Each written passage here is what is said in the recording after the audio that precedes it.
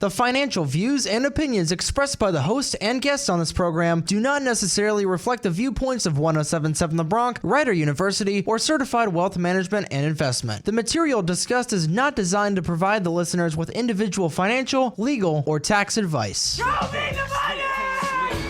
Where's my money, man? Here comes the money! Here we go.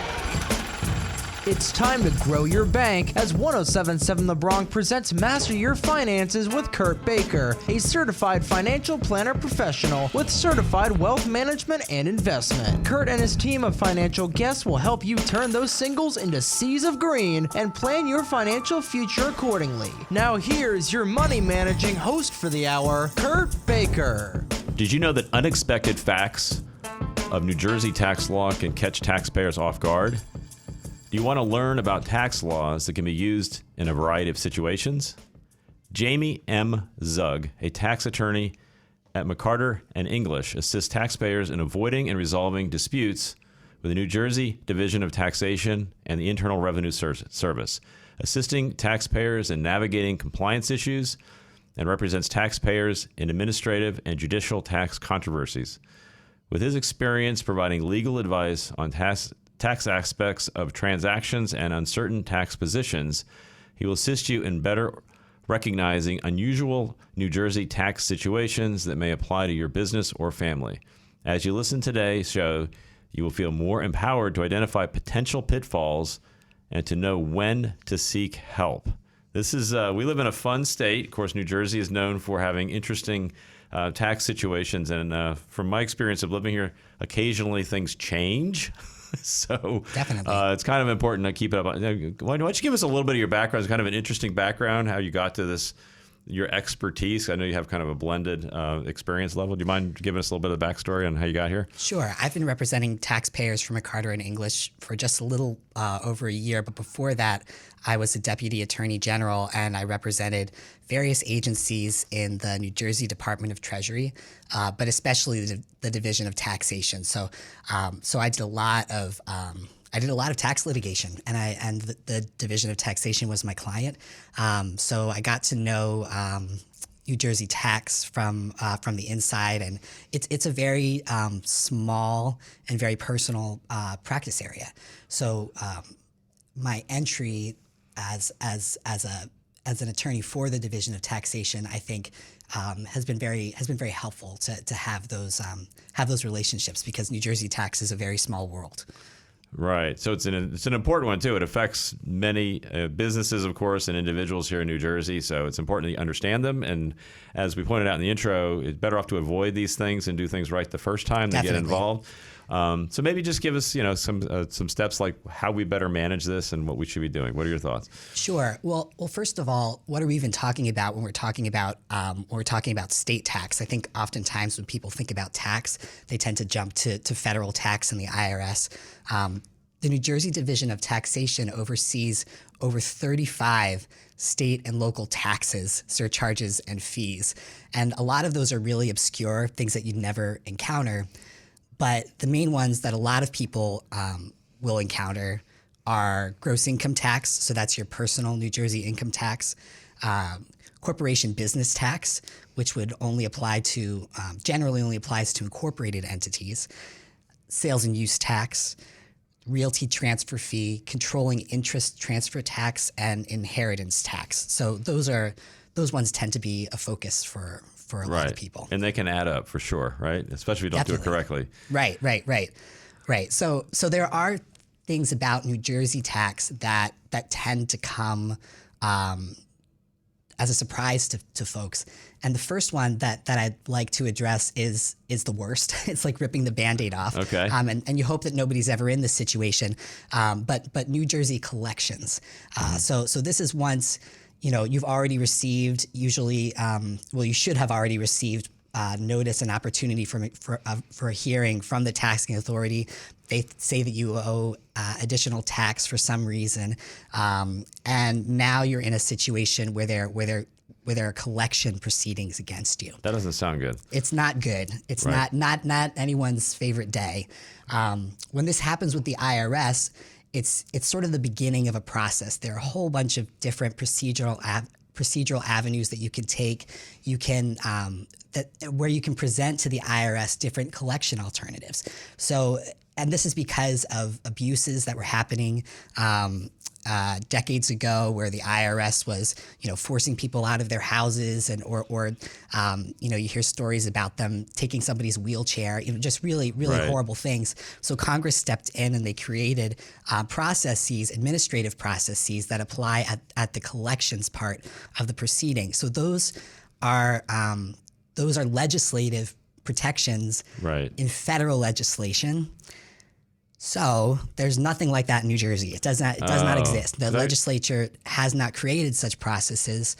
As a consequence, once you at the collection stage, you sort of already had your notice, your opportunity to be heard, and there's really not too much that you can do at that point.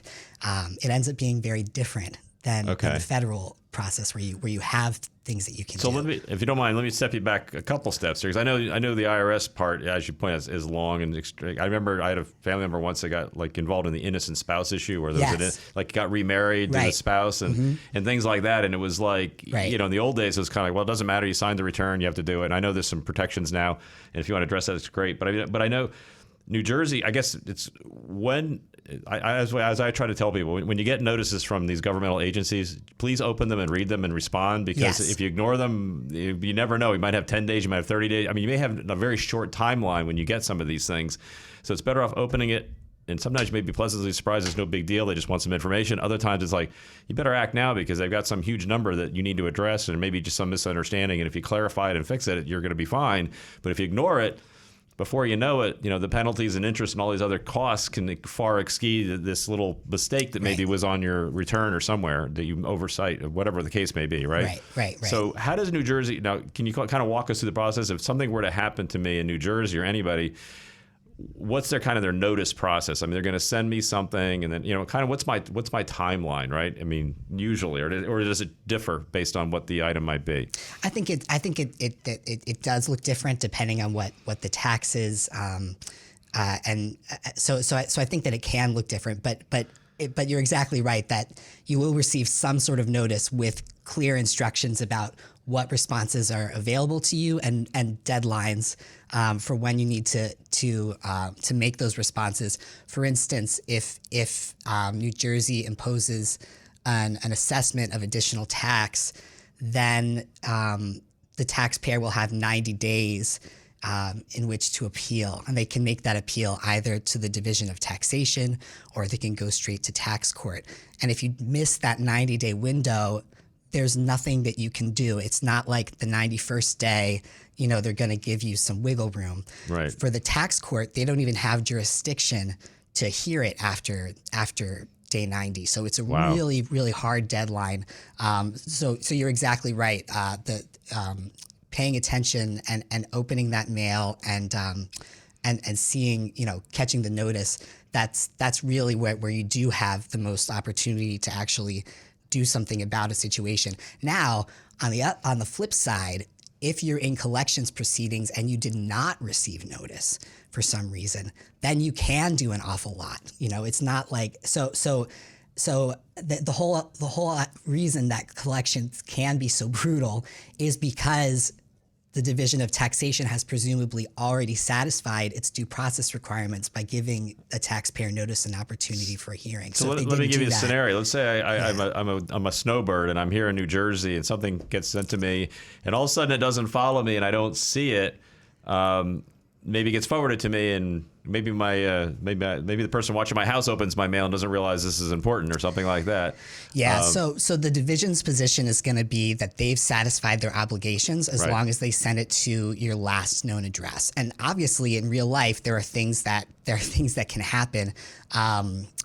For instance, let's say that your spouse is doing something maybe they shouldn't with taxes, and they don't want you to know about it. Well, if there's a notice that comes to you and your spouse at your address, and your spouse doesn't want you to see it, you might not see that notice.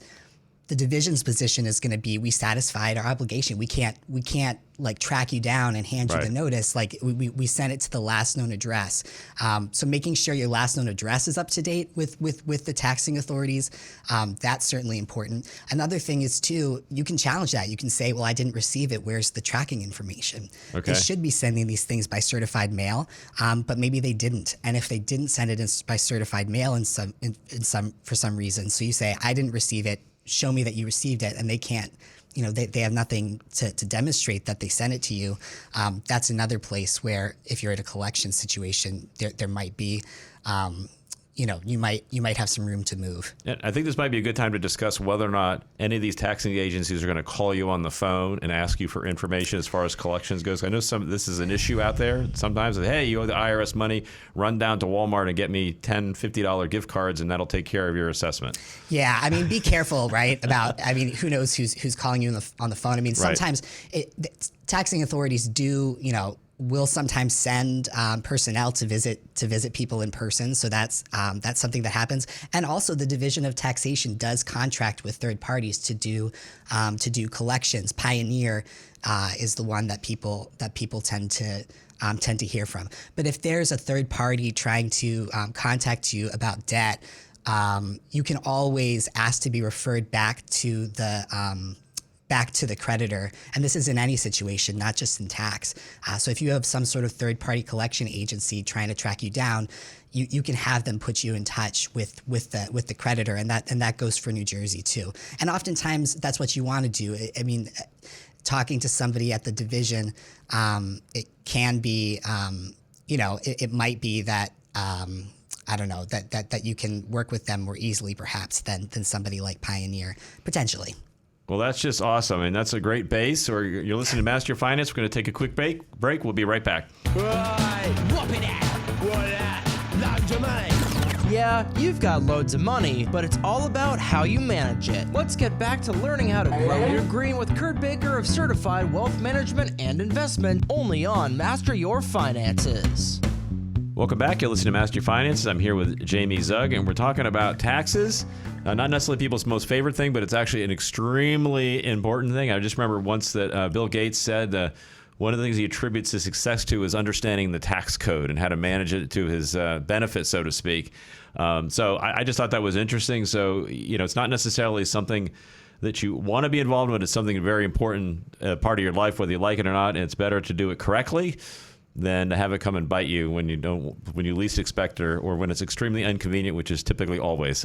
So Jamie, I appreciate you walking us through. So I think one of the things I picked up from the first segment is the IRS seems to give us a little bit more of a timeline. Basically because some of the abuses they had, the legislature stepped in and said, look, we need to give people a little bit more time, a little more protections for people in the tax situation. Whereas New Jersey really doesn't have anything quite like that. If you get a notice, you don't respond. It sounds to me like when as quickly as 90 days, boom, it's done, it's in stone. Now you just have to deal with whatever that collection number is and how you manage it at that point. So, right, that's exactly how it is when it comes to collections. But yeah, just like you said, collections is after they've initially reached out to you. So there is a lot that you can do initially, and even in collections, so there isn't a lot that you can do. There aren't a lot of procedural mechanisms, but there are a few things that you can do. Sometimes, for instance, the division will come and say, all right, we can give you a payment plan, but it's going to be limited to 12 months. Well, you can push back on that. They can give you a payment plan of 60 months. Sometimes if you have some sort of financial hardship, they might even do 72 months. So if they're just saying 12 months or nothing, that's something to push back on and see if you can get 60 months or 72 months. So that's something that can be done. Another thing that can be done for people that have, because oftentimes people will have tax debt not just with the division, but also with the IRS. And sometimes with the IRS, they'll be in a process where it depends on what collection alternatives they're pursuing. But sometimes it matters. What goes into the calculations with the IRS is how much money do you have. So if you pay down your New Jersey debt, that can reduce the amount of money that you have for the IRS that goes into that. That goes into what the IRS can collect against. So sometimes you don't want to, right. So you can't, there are a lot of So sequence of paying debt matters. Exactly. Right. So you don't want to, there are a lot of ways that you could try to get rid of money to keep it from the IRS. That would be criminal. Yeah, that could be a big problem. Right. But a legitimate way that you can do it is you can pay down your state debt first. And then depending again on what kind of collection alternative you're pursuing with the IRS, that could be an advantage. Now, are there differences in I know typically there's like an interest penalty kind of situation too that like accumulates. Now, is New Jersey significantly different than the federal government? Like, does it matter? I mean, they're going to go with some statutory interest rate or some. I mean, is that usually how it works? And Yep. Are they similar as far as how that part's structured? Yes, they're going to be statutory penalties, statutory interest. There'll also be in New Jersey. There also can be collection fees, and there can be different kinds of collection fees. Whenever you're talking to New Jersey about collections, ask for a schedule of liabilities, because the thing that they are contacting you about might only be one case or one period. It might be that there are more periods where you owe debt that aren't on that collections notice that you received. So getting the full picture when you're in a collection situation is critical so that you can make informed decision. Ask them for the schedule of liabilities. The schedule of liabilities will spell out which parts are interest, which parts are penalty, which parts are you'll see an RF. The RF is amounts that they've paid. It's the recovery fee. It's amounts that they've paid to Pioneer. And then you'll see costs, which are the costs of entering judgments for the various periods. So that might change your approach. Let's say you want to try and enter into a closing agreement with the division. Like I said, there isn't a lot that you can do, but sometimes there is something you can do. The arguments that will be more persuasive are arguments that are for New Jersey. We're just talking about New Jersey here. Are arguments based on affordability. So if it's you can't get draw blood from a stone, and if they can't collect against you, what's the point? So if you spell out, they have these extremely detailed forms, and you fill it out thoroughly and precisely, you can pursue a collection alternative with them, and so you fill out the form and you say, hey. How about I just pay the tax and half of the interest? And you try knocking off the RF lines, you try knocking off the cost, try knocking off the penalties.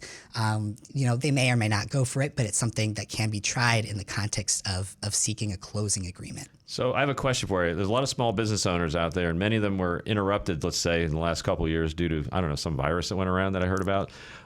Let's say I started a business, ran into trouble. I might be a sole proprietorship, might be a couple of partners involved in there, and also we run into a tax liability situation, and we decide we're just going to close the business, be done with this. So what happens to me as the individual who was maybe an officer or a major shareholder of that entity? Because the entity is now gone, the restaurant's done, whatever the case was, it no longer exists. It's not going to, no revenue is going to come from it. It's it's a dead entity, but I'm still there. So how am I affected by this situation, if you mind kind of clarifying how that all works? Yeah, so it's going to depend both on what kind of entity and what kind of tax. So if it's a sole proprietorship, it doesn't matter because the entity's liability is your liability. It's right to you, correct? Right. Yeah. Okay. If it's a corporation or an LLC, you're going to have limited liability, but not for everything. Specifically for sales and use tax, you're a withholding agent for the buyers, and as a withholding agent, there can be personal liability for sales and use tax. Another place where personal liability can apply is with withholding for employees. So you have to withhold the gross income tax for your employees, and if you don't do that, then you can be personally liable. It's not everybody in the business can be personally liable. If you're the person at the front desk who's just answering phone calls, there's a test that they have to go through it. But if you're a person that has enough control, over the business where they think it satisfies that test, then you can be personally liable for at least the withholding for employees and the sales and use tax, and potentially other things if you don't have some sort of some sort of limited liability. Okay, so the entity kind of matters, and you have to pay very close attention. Obviously, you need to pay your employee taxes because you're collecting it from them, right, so to speak, and matching it. And then the sales and use, as you point out, you're just the person with the money in the bag, and you're supposed to really bring it over to the government. It's really not your money when you collect that. And sometimes people forget that because I've read stories about where people like, I had trouble with my cash flow, so I just kept the sales tax for the last few months. Well, you really can't do that. It's not your money. And then of course you have people that aren't imposing sales tax at all. People that are just doing cash businesses and so forth. So that's another situation. And it's not like because you can't collect it, you aren't liable. I mean, in the end, even though it's really the buyer's tax, they'll hold the seller jointly and severally liable with the buyer. Oh, that's interesting. Well, you bring up an interesting point. Now, what about like internet sales and things like that? How does that fit into all this? Does it differentiate like physical location and sales? Yeah, there's been a sea change in that. In not long ago at all, there was the Wayfair case. I don't remember what year it was, but it really wasn't long ago. It was maybe 2017 or 2018. So before that, you had to have physical presence in a state in order to have nexus with that state such that they could tax you. Well, that's no longer the case. You can have economic nexus with the state. And there are thresholds for that. Each state is going to articulate them a little bit differently. But you can, you can go on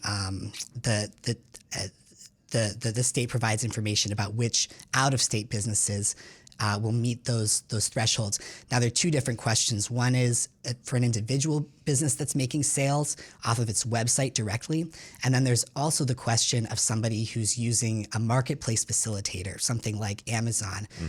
In that situation, then you will have to pay tax. And Amazon was really smart. Even before Wayfair came out, Amazon was already doing that. So they sort of saw the writing on the wall. I do remember that when they collected fairly, and I think they caught a lot of heat from their people on the platform. Yeah, they did, originally. but it was really prescient. So it was good that they had those systems in place. I think a lot of other people were scrambling to figure out what to do, and Amazon already did. I remember it was actually kind of complicated from a tech standpoint, like where's the sale, where am I? And so you had to figure out what's the right tax and where do you send it. I mean, it wasn't like, you just flip a switch. They had to actually put the software in place. Exactly, and the difficulty is because it's a matter of state law, every single state has a different sales and use tax regime. Wow. And some localities have sales tax. Like if you go to Colorado, I mean, your sales tax is going to be completely different depending on what town. There are multiple levels. It's municipal, county, state, and then there's special districts too that also have sales tax. So it can get really complicated. Funny, I wasn't planning on talking about sales and use tax today because New Jersey is our sales and use tax regime isn't quirky. I mean, there might be some small quirks to it, but it's sort of a run-of-the-mill sales and use tax regime compared to what some other states have. So that isn't one that tends to, I mean, that's not that people don't get in trouble, right? Like you got to actually collect the tax when you have to. And there can be some nuanced and interesting questions, but it's not one with like where we're really very different from the majority of states. So if I'm a small entrepreneur, I'm going to start a little business. It sounds to me like you're probably better off using one of these platforms that kind of calculates all this for you. Otherwise, you've got to kind of do this on your own because you're still liable for it. Right? If I set up my own little website and I say I'm going to start collecting and selling widgets online, that doesn't exclude me from needing to collect the sales and use tax. Whereas if I'm using a platform that already has that technology in there, then at least I know that's done. I don't have to worry about that. A lot of businesses with sales in many states end up spending a lot of money consulting lawyers about all the different states' tax schemes. So it can be helpful to work with a platform that has it already figured out. All right, awesome. Better to be preemptive than reactive, right? Sure. Take care of it ahead of time, then have to react to it later. All right, listening to Master Your Finance, we're going to take another quick break. We're not just doing this for money. We're doing it for a shitload of money. If you want to learn how to make and manage that kind of money, turn the volume up as we get back to Master Your Finances with Kurt Baker of Certified Wealth Management and Investment. Welcome back. You're listening to Master Your Finance. I am here with Jamie Zug, and we're talking about taxes. So when you get into these little niche areas, better off hire the professionals, implement the technology. You can save yourself a lot of headaches. Just take care of it up front. I've always been a big believer in that, and that way you don't have to deal with it later.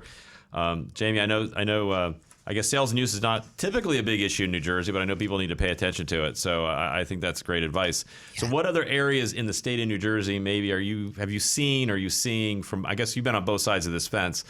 that people should kind of keep their eyes and ears open to and kind of be alerted to that Sure. they need to take care of it. Yeah, sure. And I don't want to say that sales and use isn't an issue. It's just that there don't tend to be these sort of big surprises that taxpayers get in other settings. So one of the big surprises that taxpayers get is something that you mentioned earlier, Kurt, which is innocent spouse.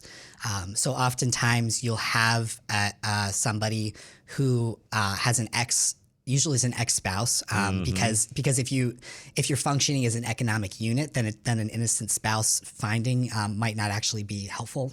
But oftentimes this will come up in not always, but oftentimes this comes up in the ex-spouse context. So say you have an ex-spouse who had a business and unbeknownst to you, they weren't reporting some of their income, or they just weren't paying, or what have you. Or sometimes a lot of the cases that come up for the division, the spouse might have been obtaining income in some sort of criminal way. So maybe something like that is happening. On the federal level, there's an innocent spouse process. It's not like everybody can qualify for it, but if you do, then you're off the hook. This only is relevant to people who file jointly. If you're married filing separately, you don't have to worry about it at all. You're not liable for your spouse's taxes anyway. Mm-hmm. But if you're married filing jointly, then you're jointly and severally liable for your spouse's tax liability. So that's when this innocent spouse process tends to help people. So people will go through the process, they'll do all the work, they'll get their innocent spouse determination from the IRS, and they'll think that they're free from their ex-spouse's criminal or otherwise from their ex-spouse's tax comes debt. phase two. Yeah, but then suddenly Right. you find out that you weren't relieved with respect to New Jersey. Right. New Jersey does not have a formal innocent spouse program. So you come to New Jersey and you think, well, I was granted innocent spouse relief, and the division's position is that New Jersey does not have an innocent spouse program. In fact, there have been bills introduced that would establish a New Jersey innocent spouse program, but they have not passed. Interesting. What any speculation, not to get too far into why that not, because it seems to be fairly widespread now. Yeah, I think as a matter of policy, people will say like, well, you got the benefit of that money at the time. Like, maybe you didn't know that your spouse was engaging in criminal activities, but you were going on vacation, with them. So, which there are a lot of assumptions in that, right? I mean, oftentimes the innocent spouse isn't getting the benefit. Maybe the ex-spouse is keeping that money for themselves, or is sharing it with somebody outside of the marriage. I mean, there can be any numbers of variations on these facts, as I'm sure that you can imagine. And oftentimes it ends up being very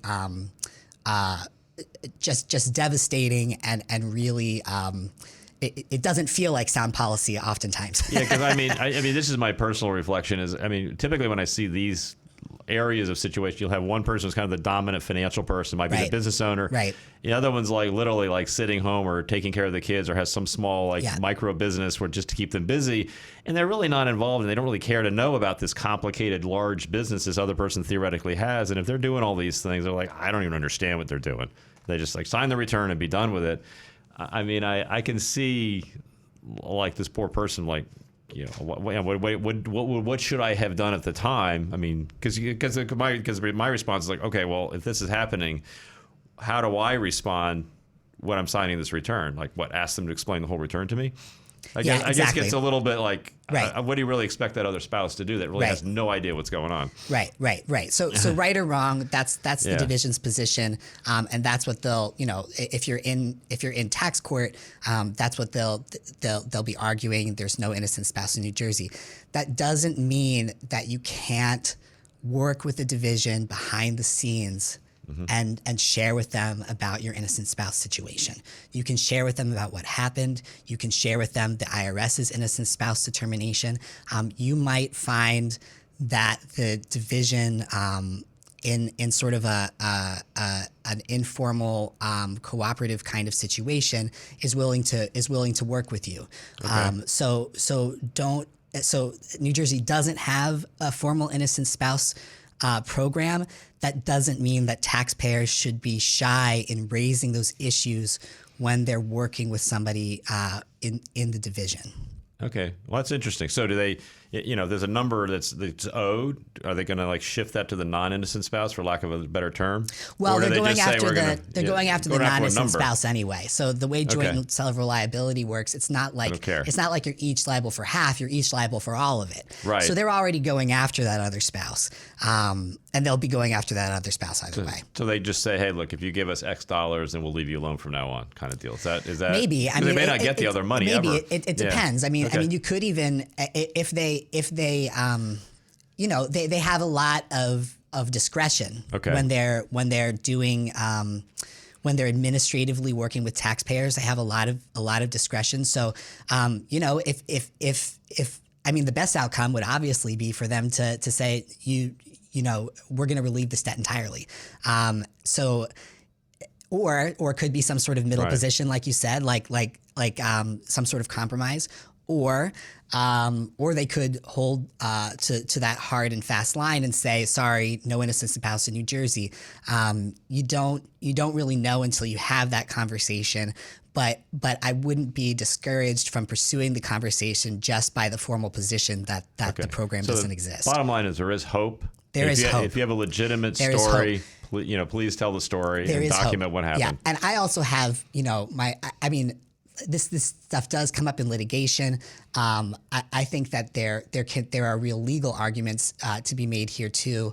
So it's not just because there isn't a statute there doesn't mean even from a litigation standpoint that there aren't arguments to be made. The problem is oftentimes, to get to the litigation, you have to be able to afford it. And although there's an exception to that, this is important. This is new. There's the LSNJ, Legal Services of New Jersey, has a new state tax program. So if you and they generally just refer the cases to attorneys for folks who are in tax court. But if you have some sort of tax situation with the division, call LSNJ and see if you income qualify for some help. So there are the folks on the low income end who might be able to get help that way depending on their situation. There are the folks on the very high income end where it's going to be worthwhile for them to. We're not necessarily high income, but there's a lot of money at stake because you could have high income but not have very much money at stake in the situation. But let's say you do have a lot of money at stake. Then you could litigate it and maybe try and make some arguments in tax court. But a lot of people are going to be in the middle. They're not going to qualify for the pro bono help, and they're not going to have enough money at stake to make it worth pursuing in court. And for those people, which is going to be a lot of people, that's where just having these conversations and really working with the division behind the scenes can be a good path. Well, here's another place where communication matters and getting in front of it. Because I think the sooner you address it, the more likely the department's going to be at least empathetic to the situation. Like, hey, you're not hiding from us. At least you're willing to come forward and say, look, I didn't know what's going on. Let's figure this out. Let's get it done. Right. Because they want to get behind them too, I'm assuming, and move on to the next thing. They don't want to have this hang out for years. Absolutely. Okay. So that's in everybody's best interest to get it going. Okay. Yes. Anything else that we should be kind of paying attention to here? Sure. Well, honestly, there's a lot. Like New Jersey does have a lot of quirks. Sticking with gross income tax for a moment, New Jersey's gross income tax actually doesn't follow federal income tax at all. It's a completely different situation. A lot of states will just say, well, they'll maybe follow the federal scheme and make some modifications. New Jersey just started from scratch. They said this is going to be the scheme. So there are specific categories of income that are taxable in New Jersey. Much more limited deductions, all the deductions that you might care about for your federal taxes, like charitable deductions or mortgage interest, those are not going to apply in New Jersey, IRA contributions. So there are a lot of things that you won't be able to deduct in New Jersey that you can deduct on the federal level. And then there's also limited netting if there are some losses or expenses that you want to apply against against your income, you won't be able to apply that against your income as a whole. You'll just be able to net within the specific category. So 17 different categories, you can just net within those categories. So that'll affect some folks as well.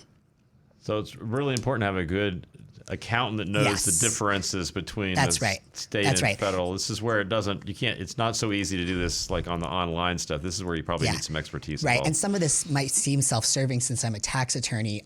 But to be honest, a lot of what we end up saying to people is talk to your accountant, talk to your accountant, talk Right. to your accountant. And having a good accountant who's experienced with whatever it is you're doing, if it's a multi-state business, having an accountant who's good at that, or if you're Right. just an individual, having an accountant that's good at that, your accountant is going to be the person that can do all this well. Well, I agree 100% with that. We're going to take another quick break. You're listening to Master Your Finances. Do you want to prevent this from happening to you? And it's gone. It's all gone. Listen closely as we now return to Master Your Finances with Kurt Baker of Certified Wealth Management and Investment.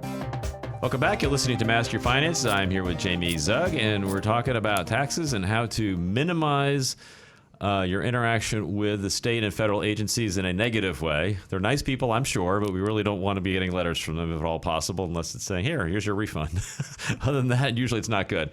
So we're talking about like the personal stuff. So a lot of businesses in New Jersey, maybe what are some things that business owners should be aware of and maybe planning for as far as their tax situation goes? Sure. Lots of quirks when it comes to businesses too. One is that New Jersey has a longer statute of limitations for assessment. So on the federal level and in a lot of states, the taxing authorities only have 3 years to impose additional tax. That's true for gross income tax in New Jersey. It's not true for any other New Jersey tax. Any other New Jersey tax are going to have 4 years. And there are exceptions even at the federal level and other state levels. And there are exceptions in New Jersey, for fraudulent returns. They have an unlimited statute, so they can come after you, 30 years later if it's a fraudulent return. But the 4 years is one thing that, you can't rest easy until 4 years have passed. It's not just 3 years. And then another issue that comes up is the apportionment method. So this is for multi-state businesses. When you're a multi-state business, it's not like every business that you're in gets to tax 100% of your income. Right. If that were the case, you would be paying more Be tax. wiped out. Yeah, you'd be paying more tax than you'd be making. Right. So for every state, there's going to be a question of how much can they apportion, and every state is going to have a different formula that's going to get you there. In New Jersey, the apportionment method that the state use is going to depend on whether you're incorporated, which is a surprise. It's not like it's just one formula that they're going to use for all businesses. They're going to use a different formula if you're incorporated versus when you're not. So who does this impact? It impacts people who have property and payroll, and that includes rental property. So if you have rental property and payroll in New Jersey, and you're an unincorporated business, so you're paying tax. Let's say your business taxes. Your business is treated as a partnership for tax purposes. Let's say, then your taxes are going to be higher in New Jersey than if your property and payroll were out of New Jersey, because New Jersey is going to look at that property and payroll and they're going to say, okay, we can tax more of this person's business than if they didn't have this property and payroll in New Jersey. If that same business was an S corporation, or if that same business was a C corporation, then New Jersey wouldn't look at the property and payroll at all. They'd just look at sales. So if you were selling, let's say you had like a third of your sales in New Jersey, a third in New York, and a third in Pennsylvania, New Jersey, if you're incorporated, is only going to tax a third of your income. But if you're not incorporated and you have, let's say you rent office space and you have, an administrative assistant, they're going to count that office space and administrative assistant against you. The sales will now only account for a third of the formula. Okay. A third of the formula is going to look to office space. You only have one office space, and to property. You only have one office space. It's all in New Jersey, so that's 100% of that gets taxed in New Jersey. 100% of the payroll gets taxed in New Jersey. So instead of being able to tax a third of your income, they can tax more than 2/3 of your income. So is it the entity? So like, let's say I'm an LLC. If I'm taxing an S corp, you can elect reflect how you get taxed, right? So does it matter how you're submitting the tax return itself, or is the structure itself? So if I have an LLC or if I have an S corp, as long as it's the corp or an L, is that okay? Or I just want to make sure I'm clear on like which entities we have to be concerned about and which entities we're kind of good with. It's the question is whether you're paying corporation business tax or whether your business tax, right? If it's a pass through, that's the ones that this affects. Right. So if it's coming through onto your gross income tax, that's when property and payroll is going to matter. Now, this can cut both ways. Like if you have property and payroll outside of New Jersey, then that's going to be a benefit to you. So it's not like it's bad to, and obviously there are a lot of considerations here too. It's not like, oh well, this is true, so now I should definitely become an S corp or I should definitely become a corporation. Like they're it's just sort of one data point in a bigger picture when it comes to the choice of entity. But it's one data point that I think people don't know it's there. Like they don't realize that New Jersey is applying that the rules are different when it comes to the flow through businesses as opposed to the pass through businesses as opposed to the incorporated businesses. Okay, good point. Yeah. Okay. What else I got in store for us out there? So there's even more. More. Yeah. Right. Something to think about. This is a little thing, but for folks whose businesses own property, let's say you own commercial property. Oftentimes people will own commercial property through an entity, and it might be that entity, all it does is it just holds title to that property. It doesn't do anything else. Right. That can really give you an advantage in New Jersey, and the reason is because of real property transfer fee in New Jersey. The real property transfer fee will only apply when you're transferring real property.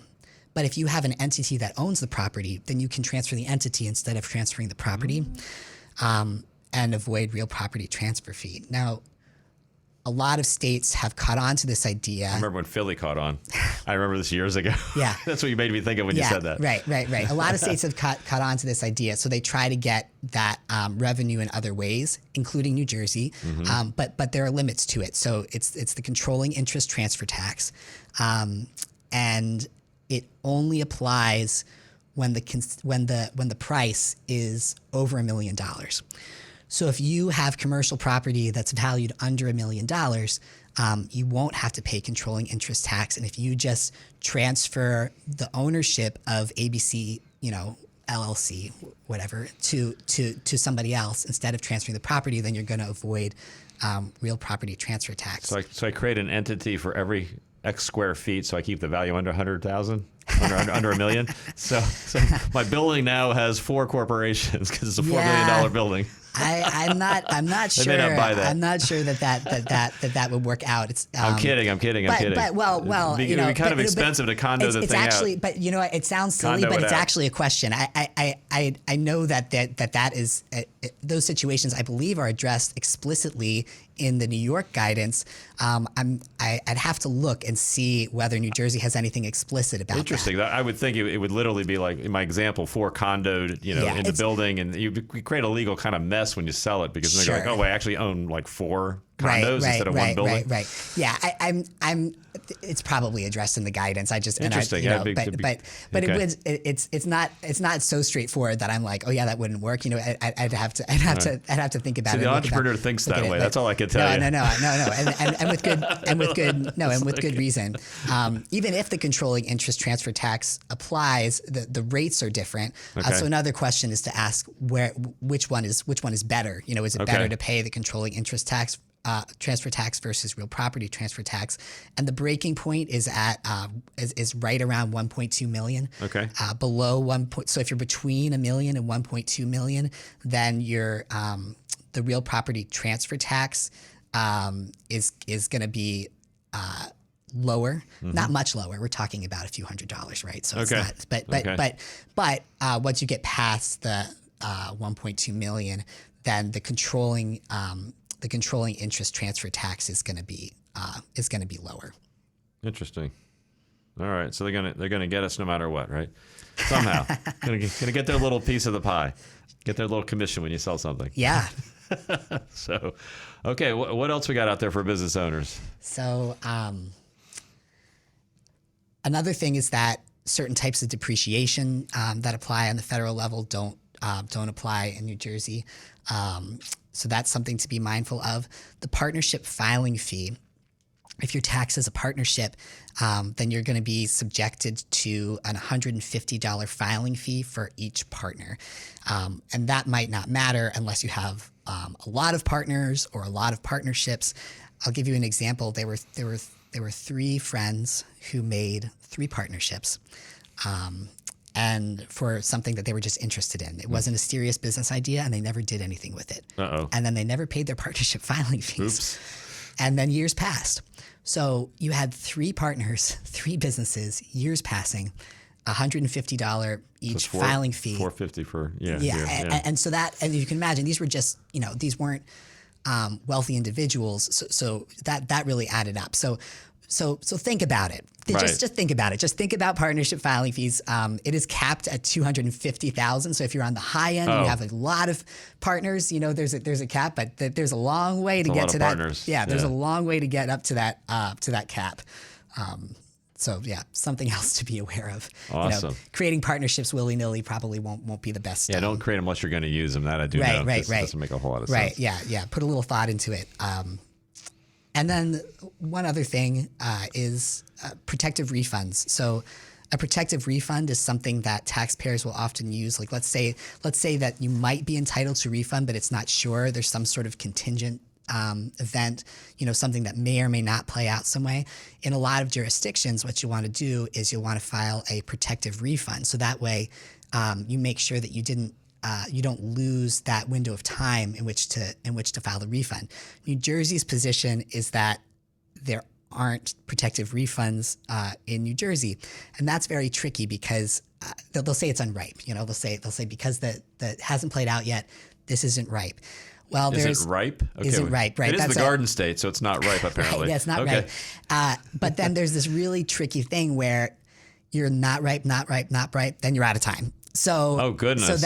So it's something that it's something tricky to look out for. If you're getting some pushback and people are saying it's unripe, just pay attention to that deadline, because the deadline's going to come and you want to get something filed one way or the other before the deadline. Oh my word. So you got to really pay attention. So in other words, read the notices and be careful about what it says and pay attention and respond, and I guess call the agency if you're not sure what to do, I would assume. Right. And obviously, consult with your accountant. But that's not it, right? Okay. That's some of the New Jersey tax quirks. It's certainly not all you could talk about when it comes to New Jersey tax, but I think that those are a lot of the New Jersey surprises, surprises that people tend to encounter. Well, that was awesome. Any final thoughts before we head out? Because that was very interesting, quite frankly. No final thoughts. Just to repeat what I just said and when we said earlier, keep close to your accountant. Right. Absolutely. I agree with that 100%. You're listening to Master Your Finances. Have a wonderful day. That's all for today's episode of Master Your Finances. Miss Kurt Baker's biggest money managing tip or even a full episode? Head on over to masteryourfinances.us or 1077thebronx.com/masteryourfinances. Look for Master Your Finances on Anchor, Spotify, or anywhere you get your podcasts. We'll see you next time, only on 1077 The Bronx.